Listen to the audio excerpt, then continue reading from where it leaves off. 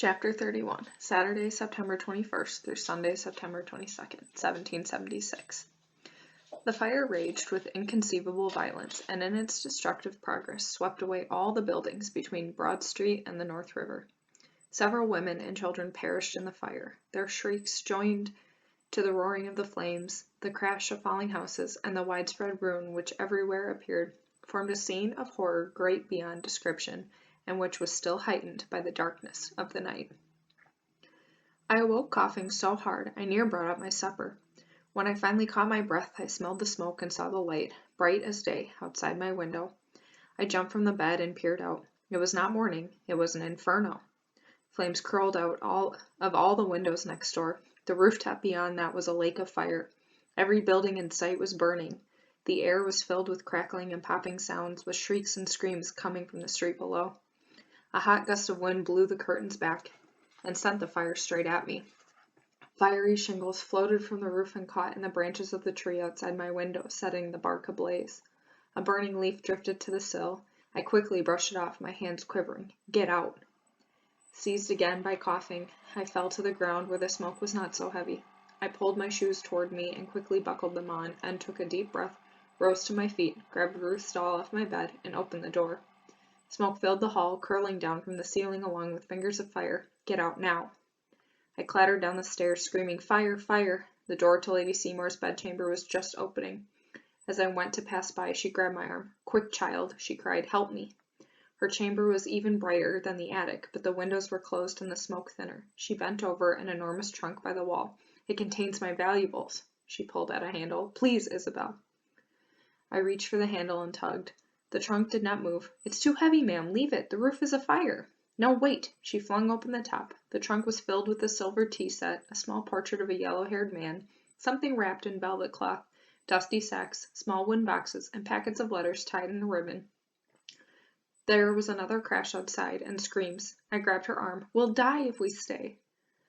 She pulled out the letters in two small boxes and thrust them at me along with the portrait. Take these. I stuck the portrait and letters in my pockets and balanced Ruth's doll on top of the boxes in my arms. The room was so hot, I thought the corn husks might explode into flames. Lady Seymour grabbed two of the sacks. The coins within clinked together as she rose to her feet, coughing. Hurry, she gasped. The smoke in the hall was thicker than it had been moments before.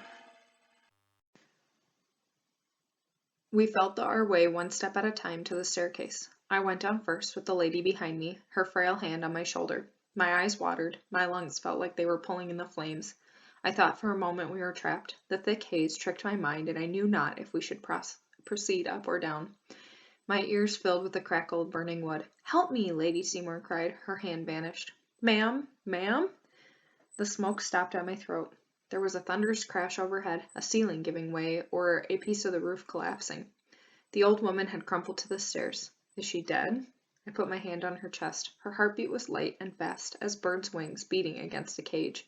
I put my face close to hers and screamed, Get up! I pulled her arm. She moaned again, but I could not be gentle. I dropped the boxes and doll, draped her arm around me, and half fell down the rest of the stairs. Once on the ground floor, she tried to walk, but one of her legs was failing her. I opened the front door and dragged the two of us out to the street. The air was aswirl with flame, soot, and burning shingles, each caught in a devilish whirlwind. The cries and screams of men and women mixed with the terror of the horses burning alive in locked stables. Windows exploded, beams crashed, and trees split, their crowns ablaze like torches in the hands of a cruel giant. I felt the clothes on my back ready to ignite, the brand on my cheeks scorched as if the fire within me called to the fire in the air. Move, or die, whispered the flames. I dragged Lady Seymour north, then east, away from the course of the wind, which blew like a bellows and fanned the flames. British soldiers looted a burning house, running out with arms full of silver and forks and spoons sticking out of their pockets. A dog ran by, howling its tail on fire. We passed a family, all in their nightclothes, throwing buckets of water against the wall of their house, as the fire chewed through the wood. A group of men had harnessed themselves to a fire wagon that held a large tank of water, but one of the wheels broke, and it proved too heavy to drag. One more block, and we could go no farther. Lady Seymour and me collapsed in a heap on the edge of the graveyard. Time burned up while we lay there, caught in the sparks that flew overhead, swallowed by the noise of a city ablaze. When I finally came to my senses, I sat up, coughed at length, and breathed in slow. It hurt, but it would not be the death of me. Lady Seymour still lay beside me, shaking her head from side to side in the dirt and muttering. I bent my ear close to her. "The bells! Where are the bells?" she asked. Had the fire ruined her mind? Why worry about bells? "You're safe, ma'am," I said, patting her hand. She frowned. "Why didn't the bells ring alarm?" Her words were grabbed like she was talking underwater. But I finally understood. Every bell in every church steeple should have been ringing loud and fearsome. But they were all gone, melted and reformed into cannons. I stood up. Over the rooftops I could see men pouring water on the flattish roof of St. Paul's, the buckets handed to them for a long line of people that stretched to a backyard pump. To the south, Trinity Church was not as lucky. Its tall steeple was a pyramid of fire, the flames licking the undersides of the clouds that scuttled above. "What shall we do, ma'am?" I asked. Her tears turned black as they rolled through the soot on her face. Her left arm and leg lay limp as if some cog within her had snapped. She did not make a sound. 'Twas up to me to make the decisions. "Come," I helped her to sit. "We need to make our way to safety." I stood to her left, draped the useless arm over my neck, and held her body tight to mine. In that manner, step by slow step, we staggered on. We passed countless people standing in the street like statues, their toes bare on the stones, nightclothes blowing in the unnatural breeze, mouths agape. Carts rolled by carrying half-naked people, bleeding and dazed. A collection of charred bodies had been stacked on a corner, not fully covered by a blanket. A child's boot and stocking lay in the gutter next to an overturned rain barrel. Step by slow step we made our way to Wall Street, then down to the 7th house on the left. She was near insensible by the time we reached it. In truth, I pinched her as hard as I could. It roused her some, and she lifted her working leg. Thus we mounted the steps of the Lockton house and entered the front door. Chapter 32. Sunday, September 22nd through Thursday, September 26, 1776. Our distresses were very great indeed before, but this disaster had increased them tenfold. Many hundreds of families have lost their all and are reduced from a state of affluence to their lowest ebb of want and wretchedness, destitute of shelter, food, or clothing. New York Mercury newspaper. Near 500 homes were destroyed that night, plus shops, churches, and stables. Thousands of people were homeless, without even a change of underclothes or clean stockings. Many did not eat meat for weeks on account of the death smell that poisoned the air. The job of finding bodies was so gruesome it caused grown men to scream out loud. They buried the dead quickly. Folks said the fire started in a low groggery near the Whitehall ship. From there it burned down, pushed by a strong wind, devouring Bridge Street, Dock, Stone, Marketfield, and Beaver. Then it ran up both sides of Broadway. Almost every building from Broadway to the edge of the North River was in ruins, all the way up to the open field below King's College. They called it the burned-over district. "God's judgment on the British," whispered the patriots. "Rebel sabotage," shouted the loyalists. Most figured the Americans wanted New York burned to the ground to leave the British without shelter. While the fires still raged, groups of soldiers searched for arsonists. One man found with rosin and brimstone-tipped silvers of wood in his pocket were tossed into a burning cobbler shop. Another was quickly executed with a bayonet through the chest. Half a dozen people were hung while the fire still raged. One from the signpost of a tavern, another was hung from his heels and had his throat slashed. The day after the fire, they captured a schoolteacher named of Nathan Hale up island near the Dove Tavern. He admitted he was a spy, but said he did not set the fire. There was no trial nor proof of his guilt, but they put a rope around his neck and hung him high. Folks talked about a pretty speech he gave before they kicked the stool away from his feet. He said he was sorry, but he could die only one time for his country. The lobsterbacks laughed at that. I coughed up mouthfuls of soup for days. My eyes felt crusted with embers. No matter how much I rubbed them or rinsed them with clean water, they remained swollen up, red, and hard to see out of. I was lucky. I was not killed nor burnt. I had not even twisted an ankle running from the flames. All I lost in the confusion was Ruth's doll. All I had lost was everything. My bees swarmed back into my brain pan. They hummed loud, so I need not ponder on the baby doll. The burned-over district looked like the inside of me. It was hard to tell where one stopped and the other started. I feared my wits had been melted by the flames, twisted and charred. Dr. Destoge came to examine Lady Seymour. The left side of her body had gone to sleep and would not wake. The doctor said it was an apoplexy brought on by the fire. He bled her twice and prescribed Meridance drops to cleanse her blood. Master Lockton insisted his aunt should recover in the bedchamber he shared with his wife. Madame was not pleased with this arrangement, but said nothing for a change.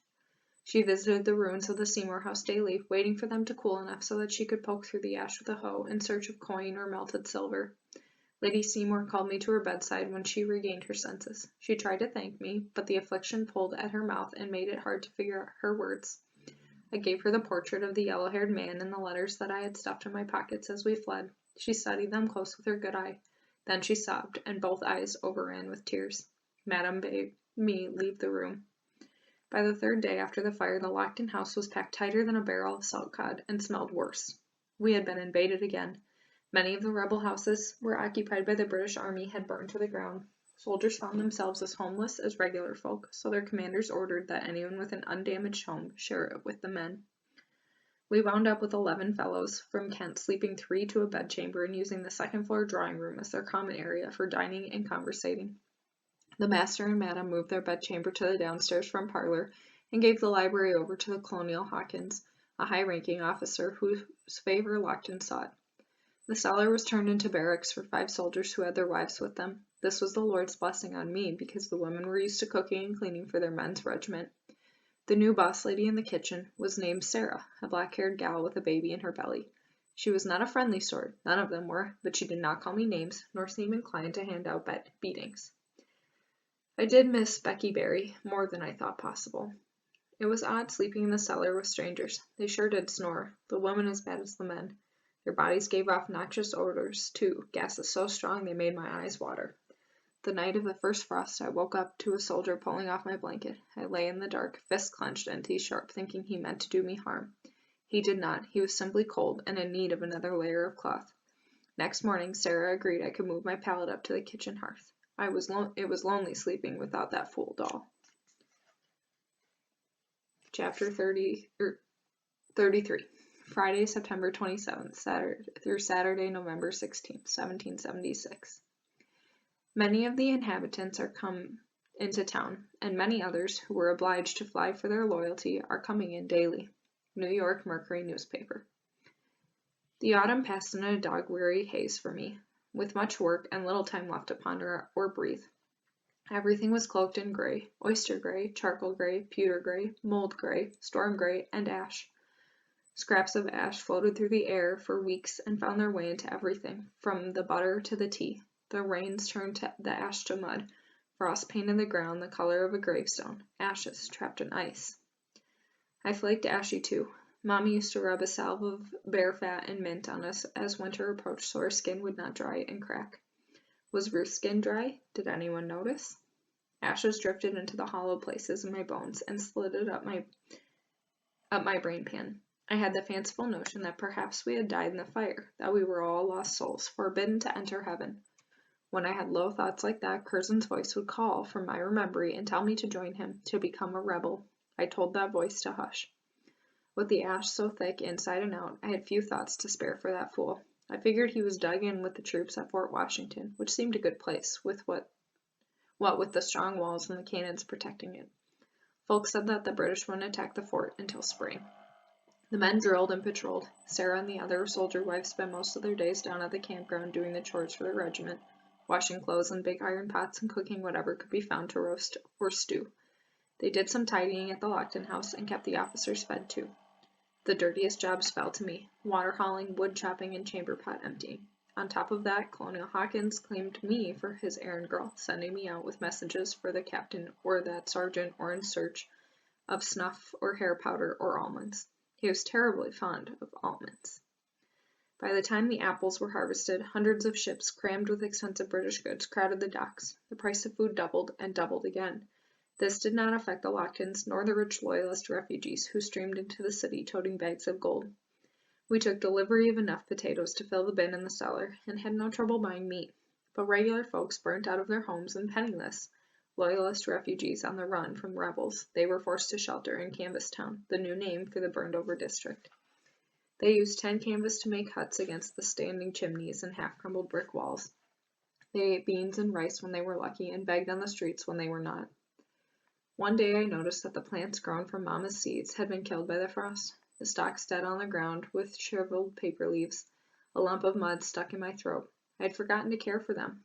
I collected the few seeds left from the flower heads and wrapped them in the scrap of cloth that I laid under the loose board in the pantry where I had hidden my silver of lead from King's stature. As the weather turned cold, Lady Seymour's mind cleared and her body strengthened. She could walk with help and move the crippled arm some, but her mouth still dragged at the corner, and her speech was hard to follow. Madame was not entirely pleased that her husband's aunt was mending. I heard her grumble to Locton that the old biddy will never die, just to spite us. A month or so after the fire, I was setting down to clean a pitcher of water in Lady Seymour's bedchamber, whilst Madame read the newspaper aloud to her. I thought the lady was dozing, but her eyes snapped open when Madame described how British soldiers had looted the City Hall library. They stole books, ruined paintings, and broke scientific equipment stored there by the professors of King's College. Lady Seymour made Madame repeat the entire story, then demanded pen and ink and paper, fighting her way out from the blankets with her good arm. Once dressed formally and settled at the writing table, she composed a strongly worded letter about the library destruction to General Howe, Supreme Commander of the Royal Forces, and called for a glass of brandy and a bowl of soup. After that, it fell to me to walk with Lady Seymour along Wall Street on days when the sun was strong. She hired 3 seamstresses to sew her a new wardrobe and included a heavy skirt and thick woolen cloak for me in the order. I protested that I could not pay for the clothes, but Lady Seymour simply pointed to the portrait of the yellow-haired man, her husband, on the mantel in his letter stack next to it. "We'll not discuss payment again," she said slowly. "Thank you, ma'am," I said. After the pigs had been slaughtered and fresh pork was for sale in the market, another wave of British officers moved in and set up their camp beds on the second-floor drawing-room. The long dining table was covered end to end with maps. The men would stand over them, chins in their hands, trying to figure out how to finish off the rebels. They were now scheming to finish the war in time for the new year. Battles and skirmishes were fought on the north part of New York Island, though the city was safe.